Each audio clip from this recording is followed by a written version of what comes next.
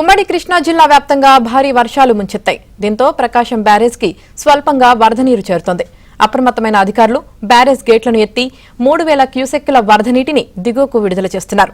2 రోజులుగా జిల్లా వ్యాప్తంగా కురుస్తున్న వర్షాలకు సాగునీటి కాలువలో సైతం నీటి సరఫరాను తగ్గించారు.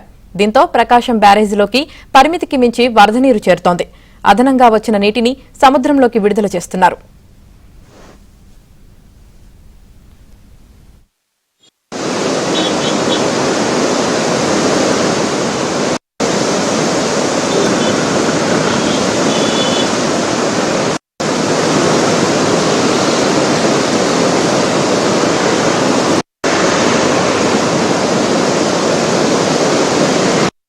వరద నీటిని దిగువకు విడుదల చేస్తున్నారు.